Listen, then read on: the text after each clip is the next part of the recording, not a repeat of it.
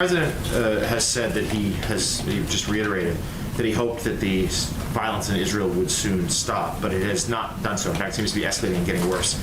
Does he see the U.S. having a role in brokering some sort of calm there? Well, the role we are playing at this point in time, Jonathan, as we've tried to keep you abreast of, is to communicate not only with the Israelis and the Palestinians the goal and the objective of reducing violence and achieving stability, but also with key partners in the region, the Qataris, the Egyptians, the Tunisians, others who can play an important role and have conversations with Hamas from that end. So I would say that our objective at this point in time is to, we have over the last several days had dozens of calls at very high levels with Israeli and Palestinian leaders. As you know, from the president's call with Prime Minister Netanyahu, the Secretary of State also spoke with President Abbas just yesterday. And our role is going to continue to work not just with the Israelis and the Palestinians, have those discussions, move toward de-escalation, but also with other key partners in the regions as we all work toward that peace. Go ahead. In the Middle East, did the president warn Prime Minister Netanyahu yesterday about the rising death toll of civilians there? Well, I know we put out expansive readout of the call that the president had with the prime minister. And in that call, of course, he reiterated the right of Israel to defend themselves. In our view, rocket attacks from Hamas into civilian neighborhoods is not self-defense. So he certainly reiterated that, but also reiterated the need to move to de-escalate the situation on the ground. His view and the view of our entire administration is that the loss of any life, a civilian life, any life, is a tragedy. And that's one of the reasons that we are so engaged behind the scenes in this effort. You've sent an envoy to the region. Is it possible that you would use this violence as a vehicle to launch a new peace process?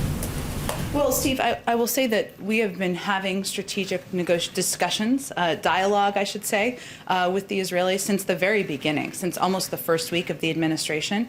Now, the focus of those discussions, or at least a lot of the questioning, has been understandably about how we've used that or how we've raised the Iran negotiations. And that's obviously keeping them abreast of that has been a part of those discussions. But we've also talked about the fact that the position of the administration continues to be that the only path towards a long-lasting peaceful outcome is a two-state solution. On the Middle East, some progressive lawmakers have criticized the president's response to the violence. Congresswoman Alexandria Ocasio-Cortez says the president's comments reinforces the false idea that Palestinians instigated this cycle of violence. Representative Ilhan Omar has said the U.S. isn't doing enough to condemn the killing of Palestinian children. What's your response? Well, first, let me take the second part of that. Let me be very clear. It is a tragedy for the loss of any life, a civilian, a child, and we've certainly seen that as this violence has escalated. Our objective and our approach is to work with leaders in the region, whether they're the Israelis or the Palestinians, or leaders from other countries who can play an integral role in influencing Hamas to de-escalate and move toward a more stable peace. That's the role and that's the focus of the United States government. But that should not diminish the fact that any loss of life is a tragedy, and that's what we would convey. The president's mentioned this a couple times. You just mentioned it. Is the expectation in terms of the regional players in the Middle East that you guys want to kind of follow a model of 2014, perhaps, when Egypt played a pretty crucial role in brokering peace there? Is that what you're going for here in your contacts with those countries and key players in that region? Well, I think what our objective is in the short term, Phil, is that Egypt, Tunisia, other important countries in the region certainly can play a role in conveying to Hamas and leaders of Hamas the reasons for de-escalation and how that could be beneficial. And that's a role they have played historically at moments in time. Obviously, every conflict is different, unfortunately, but certainly many of these countries and their leaders have played this role in the past, and we certainly will look to them and continue to look to them to play a role moving forward. We've heard repeatedly with respect to the statements about violence in Israel that Israel has a legitimate right to self-defense, but we're not hearing about the Palestinians' right to self-defense.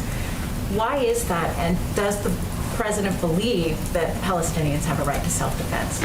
Well, let me first say, I think it's important to note, as I think you'd agree, that these rockets are coming and these attacks are coming from Hamas, and many Palestinian people are being put in danger because of the violence that is happening back and forth. And the president, in his statement yesterday, also made clear that we he underscored the importance of working to advance peace throughout the region, including between Israelis and Palestinians. Any loss of life, any threat to life, which we've certainly seen, is a tragedy. That's what we're working to de-escalate and try to reduce in the region. But why not have in the statement that Palestinians also have a right to self-defense? Are the attacks not coming from Hamas? Do you consider Hamas the Palestinian leadership? Let me rephrase the question then.